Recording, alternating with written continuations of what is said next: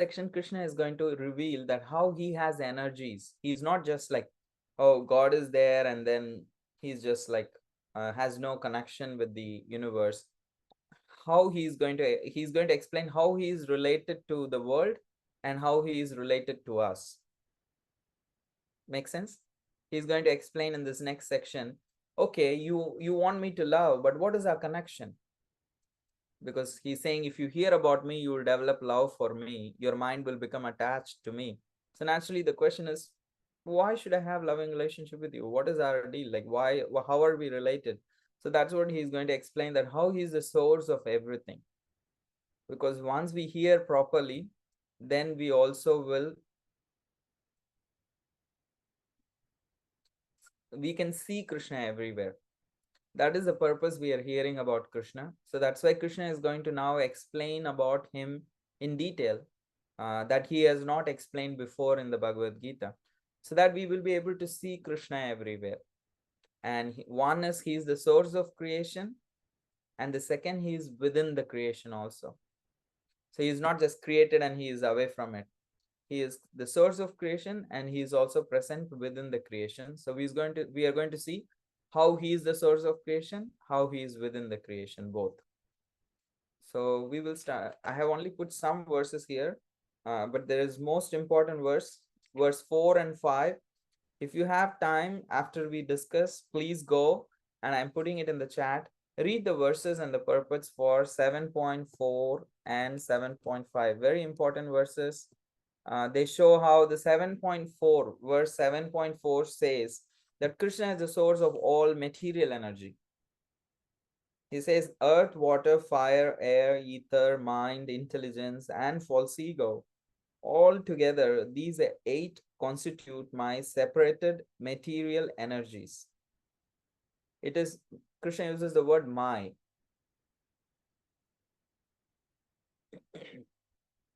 That my means he's personally saying that they are his energy expansions. What are the 5 gross elements? Earth, water, fire, air, and ether. The 5 gross elements, and the 5 subtle elements, mind, intelligence, and ego. So all of these 8 elements are coming from Krishna. He is the source of everything. So that's why he is saying he is the source of the creation, the material part of it. And then the verse 5, he says, what is our connection with Krishna? He says, besides these, there is another superior energy of mind, which comprises the living entities who are exploiting the resources of this material inferior nature. He is speaking about us, the living entities. Apareyam itastvanyam prakritim viddime param jiva bhutam mahabaho yayedam dharayate jagat. He says the living entities are higher spiritual nature. They are higher than matter, but they also come from me. But they are superior, but they are trying to now exploit the material energy. That is the idea of 7.5.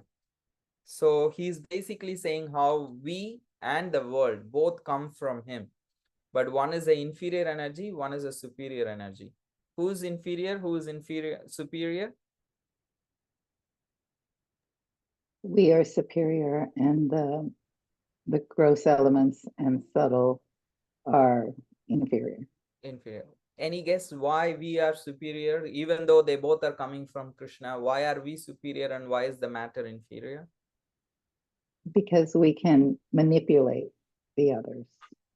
Okay, that's true. Or the ego and subtle, the ego and the are within us, aren't they? The ego, mind, intelligence are within us, and then we exploit the rest of the thing. Somewhat. Yes. I'll take. We can manipulate. Any other guess? I'll take a crack at it, Prabhuji, because there are, so there are same thing that Mataji said, but there are non-sentient and sentient, just matter and living matter, and living matter is probably superior because the life in it comes from the Paramatma. Yes, guess. So I'll take that part where you're saying like the one is sentient, the other one is non-sentient. They both are coming from Krishna in one sense, but one is sentient, the other one is non-sentient. That's very valid. Parnika? Prabhu, because the matter around us, the inferior energy, it only has meaning once we come into contact with it. Yes, So life. When it comes into contact with life, then it has meaning. Thank you. Chakresh and then Purva. Because we have the intelligence to go to Krishna. Okay, we have an intelligence to connect with Krishna. Makes sense. We have the life can have emotions, and there is love possible between us and Krishna. Yes, thank you. That's a valid point. Purva? Maybe because our soul is eternal. Yes, matter is eternal, but it is temporary. It goes through constant change. Yes. Soul is non-changing. Yes, thank you, Purva. So all of these are valid reasons that the soul is actually eternal, and it has the capacity to love Krishna, and it is an ability, it is sentient, and it has the it is superior because of that to the matter. It is the experience of matter. Matter cannot experience itself or the soul, but the soul is the experiencer of matter, and we can manipulate it, as Mother Indra was saying. So with all of these reasons, the soul is superior to matter. It can actually experience it, manipulate it, and only when it is in touch with, as Parnika said, only when the matter is in touch with life, the sentient life, then the matter has actually any meaning to it. So thank you for that. So that is the reason that Krishna is saying that the matter is inferior and the soul is superior. And then he speaks about how to see Krishna everywhere. Like, yes, earth, water, fire, and ether is there. But even in when I see water, how do I exactly see Krishna?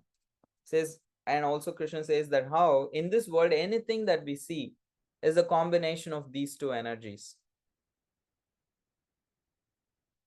In this material world, anything is either a combination of just the inert matter, or is a combination of the living matter and the soul and the matter. Yes, Purva? Prabhuji, I had a doubt regarding the fourth and the fifth verse combined. Yes. So if we say that Krishna has created the entire material energy, also the illusionary material energy, so why does he allow the devotees to be enchanted, or we forget that we are the eternal servitor to Krishna? And why does he allow our souls to become affected by this illusionary energy, instead of just be remembering from our birth itself that we are to serve Krishna? Yeah. So the Because very then it just harms us, isn't it? yes. So now that you have got this knowledge, you really want to go back to Krishna. However, like the very reason for us being in this world is that we wanted to be separate from Krishna. We wanted to, even now there are certain desires where we want to enjoy life separate from Krishna. So if that forgetfulness is not there, then people will not be able to engage with their desires. So it's a facility for But us to actually engage with whatever we desires have. The moment you want to come back, there is an opportunity. but then even the desires are created by Krishna, isn't it? If he creates every single thing. No, desires are actually, the soul has some free will. The soul has free will to create desires. Then otherwise it would not be appropriate for Krishna to even speak the Bhagavad Gita. Otherwise he could have just changed the mind of Arjuna. That's not possible. That's not like he doesn't actually enter the free will zone. He only gives knowledge and expects us to take the decisions. That is why the Bhagavad Gita. And sorry, and if he wants every soul to come back to him, then why is the path so difficult? Like as it is mentioned in the fifth verse, like no, not in the fifth. I forgot which one. Third verse. Okay. Um, So in rare. the third verse, why is it so rare? If he wants each and every soul to come back to him, why is the path so difficult? Again, the question is our desires. If we still have a lot of desires to enjoy separate from Krishna, that's what makes it difficult. Otherwise it's not very difficult. Chanting Hare Krishna is very easy. but we have multiple like directions. Our heart is pulled because of the various desires. That's why we just cannot focus on just chanting Hare Krishna and becoming a devotee.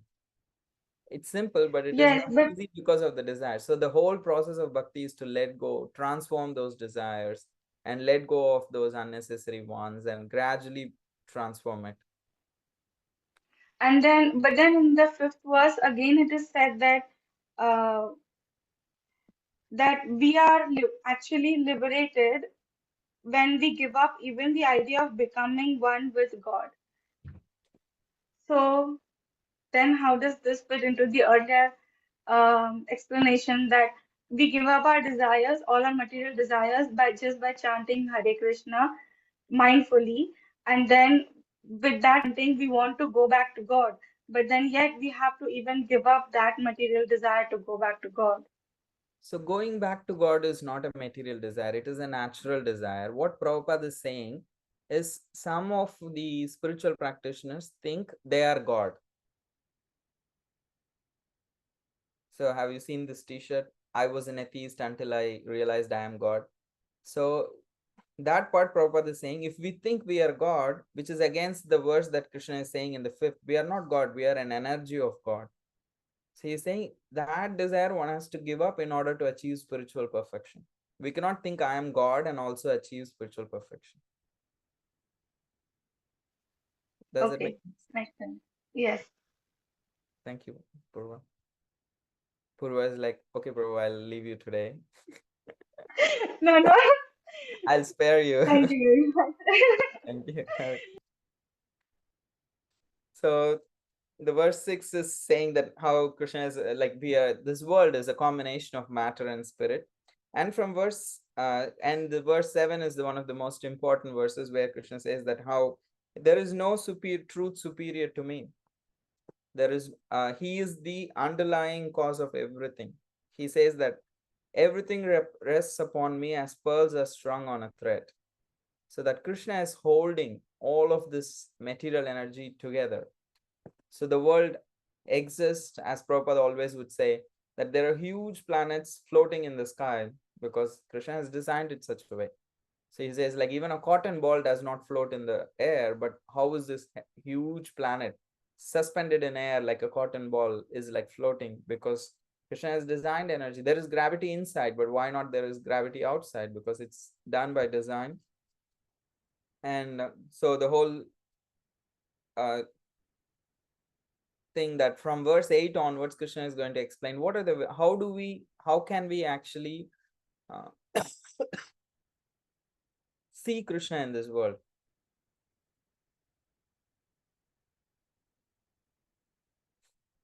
Okay, I'll let this thing go. So we speak about this, like how the universe proves God's existence, because yes, scientifically there are certain things that the science and the scripture may seem like they are differing.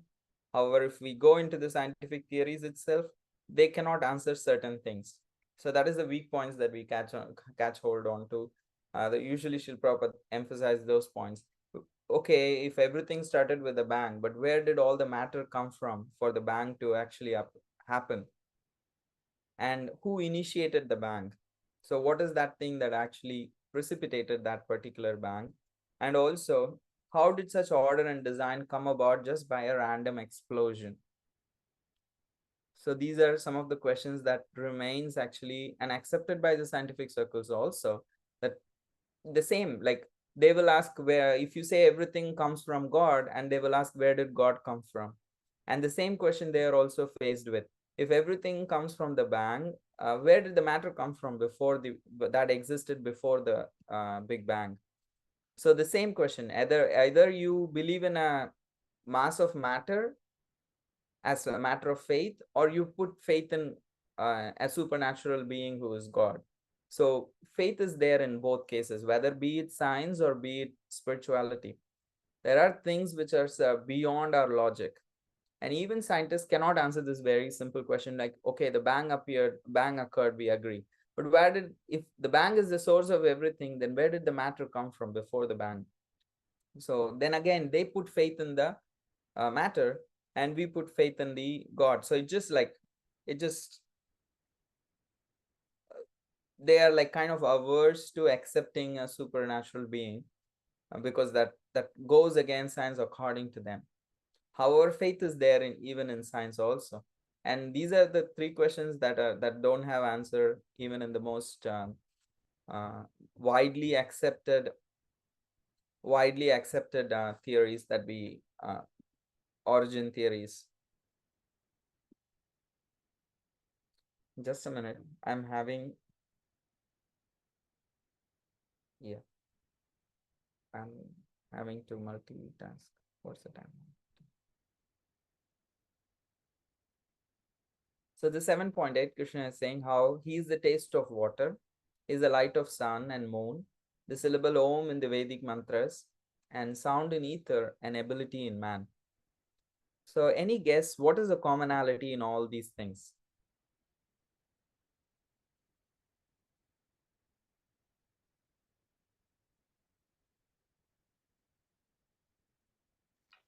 The senses, the ability to taste the water, the ability to see the sun, the ability to pronounce the Om, and the ability to hear, yes, touch. Thank you. That is interesting. The senses, we can experience all of these things through our senses. Thank you, Sundaranand Prabhu, and then Chakresh. Yes, yeah. To answer your question, yes. I hope you're able to hear me. It's coming from an external speaker. Yeah. So to answer, yes, it's the nature, the creation, and then there is us perceiving. So I did have a question. So maybe I'll ask you after this is done. Okay, bro. You want to go with your question? Then we just hear it. If it is connected, I can take it. Okay. Yeah. It's a quick one. So all these verses, as we see, so Krishna is saying that I am the fragrance of earth. I'm the taste of water, and so on. And in verse 13, he says, "This is how I am to be perceived." I mean, no, sorry, it's not verse 13. It's one of those verses where he says, "Know that these are my energies." So how are we to, and also in 10th chapter we see, right, where he compares so many things, just and strongest. So is that for us to see Krishna like you were explaining, or is it that Krishna is saying that he himself manifests? Is it a figurative thing that he's saying that just see this for our sake of knowing how we see Krishna? So how are we to understand these verses? Yes, thank you, bro. So in the chapter 9 and after this, he is going to explain that how he is also within the creation and how he is also the source of the creation, like we saw in the previous thing. So he's explaining that it's not just like I'm the source of the creation, but you cannot observe me. And he has a personal existence as in the spiritual world, as we see in the Bhagavatam first verse, that Dhamna Svena Sada Nirastakuhakam Satyam Param Dhimahi. He has his own spiritual world where he has a personal form and his existence. However, in his energies, he is present all over, everywhere. So he's trying to equip our eyes so we can actually see his presence even in this world. So he's not just created and he's not present. He's also present. He's the source. But apart from all of these things, he has a separate existence in the spiritual world. So he's trying to say that simultaneous oneness and difference with the matter. Does that make sense, Prabhu? Yes. Thank you, Prabhu. I was just wondering, since Brahma creates this world, where he personally creates. Does that mean that Krishna creates through him? Is that how we have to understand it? Brahma does not create the matter. He's more like an engineer. Like you hire an engineer, you provide him cement, concrete, wood, and everything. So they put things together. So all these things are already created. If you see the Canto 2 of Bhagavatam, all those things already exist. Krishna activates the Pradhana, and then the Mahatattva comes, and then all the matter exists. All the sense objects comes, all the tanmatras come, and then Brahma actually comes afterwards. So he's just putting together the ingredients. He's like a cook. He doesn't grow vegetables, but he chops and puts things together and makes something. So his job is more like a cook or an engineer. Got it, Prabhu. Thank you very much. Perfect. Okay. Chakresh, you raised your hands. So he's basically just like the strength in everything. So like the strength of the sun is like the light is just the water. So he like gives like the ability of the strength to all of that, all everything. Thank you. He's the ability of everything. Yes, thank you, Chakresh. Imadarindra? Is this the is this connected to Akinsha Beta Beta Tata? Yes. Simultaneously one and different? Difference, yes. So thank you all for the inputs. There is, if you see light of the sun and the moon, the syllable Om in the Vedic mantras, all of these things are the essence of that very particular thing. Of course, tasting water having a taste is weird. And if you're drinking out of a Bisleri water or like a mineral bottle, but if you actually go to certain places, the water actually has some taste, even though it's scientifically tasteless. It does have some taste. Even different places you go, the water tastes differently and the food tastes differently because of the taste of the water. But it's much easier to understand through sun and the ether. Say sun, if you just remove the light aspect of sun, can the sun exist? So he's the essence of all of these things. Like without the light, the sun has no meaning. Without the light, the moon has no meaning. And similarly, Vedic mantras, if you chant them without the bija mantra Om, then they don't have meaning actually. If you see all the Vedic mantras, they need initiation because the bija mantra is given by Guru. We chant Om Namo Bhagavate Vasudevaya. So that Om is called as the bija mantra. That gives the potency to the rest of the mantra. That is why Hare Krishna is called as Maha Mantra because it does not have any bija mantra. It is only the collection of names of Krishna. That's why we call it as Hari Nama Maha Mantra. Have you ever heard this term? Hari Nama Maha Mantra, because it does not have any bija mantra like other Vedic mantras. So that is why it can be chanted at any time, any place, by anybody without necessary of initiation and all that. So, however, all the Vedic mantras need to be given by a guru and need to have a proper structure. Om Namo Bhagavate Vasudevaya, Om Namo Narayanaya, Om Namah Shivaya. So that Om is that the Bija mantra. Or we say, there are so many other mantras. So these are commonly known mantras. So that Om is the most important thing which gives that Vedic mantra the power. That's why he's saying the syllable Om in the Vedic mantras and sound in the ether. So the very ability of ether is to actually carry sound. If that ability is not there, then actually ether does not have anything, no work. And the ability in man, we say sometimes we call people useless. What an useless person. That means like they cannot do anything. So that means if the man does not have ability, we consider him useless.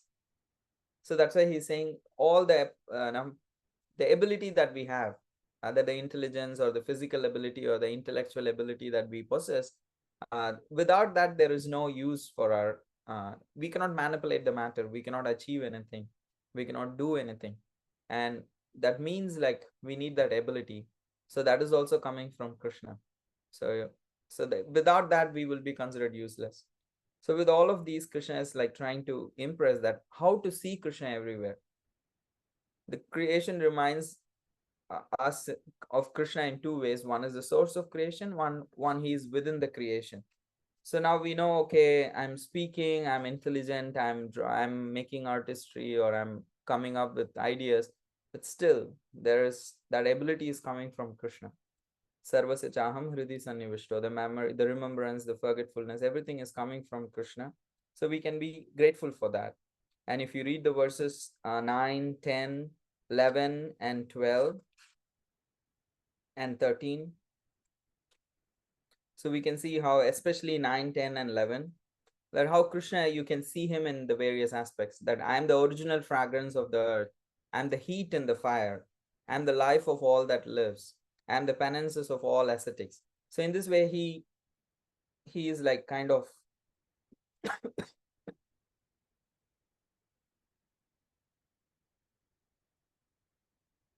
he gives thing. So next week, please read verses 9, 10, 11, 12, 13, and 14, the translations, and if possible, read the purports and come, especially the purports of verse 13 and 14. So I'm putting it in the chat. So take your time and read. I'll also add it in the WhatsApp group. Try to read the purports to 13 and 14, and also the translations of verses 9 to 14. So we will see the next week, the rest of the thing. This presentation belongs to another kind of course, but I just had to use it for this week. I'll come up with the proper usual journey through Gita style presentation next week. And Purva, yes, you caught me. I haven't posted the notes. I have to work on them. I'm a little lax and I will work on them. Thank you for reminding. So Yeah, no problem. Thank you. Thank you. So thank you everyone. I'm having another in-person event. That's why I'm a little bit all over the place and like kind of answering texts and everything. So I'll be starting it soon. So I'll let you go guys soon today. Thank you for showing up and we'll see tomorrow. And I'll post in the WhatsApp group that we'll be meeting in person, just this Sangha, whoever can. And maybe we can have an overview of the chapter 6 in half an hour in that Sangha, and also maybe some presentations by all of you. So I'll post this week for sure in the WhatsApp group. So thank you everyone. Very grateful for your time and presence and attention and the opportunity to share something that I know. So thank you very much. Srila Prabhupada ki jai, Srimad Bhagavad Gita ki jai, and the Koti Vaishnava ki jai. Hare Krishna. Thank you. Thank you. Prabhu, Thank you. Thank you, Olga. Thank you. Thank you. Roji? Hare Krishna. Thank you. What time is it? What time tomorrow is the program? The in-person gathering is not tomorrow, Mahidar. I'll post it in the WhatsApp group, maybe the following week. Are you asking about the Bhakti Center program or the in-person gathering? The Bhakti Center program. The Sunday program of Bhakti Center happens Sunday morning 11 to 1. Sure? I hope there's no confusion. Okay. Thank you, Mahidar. See you guys. Prabhu, Yes. are you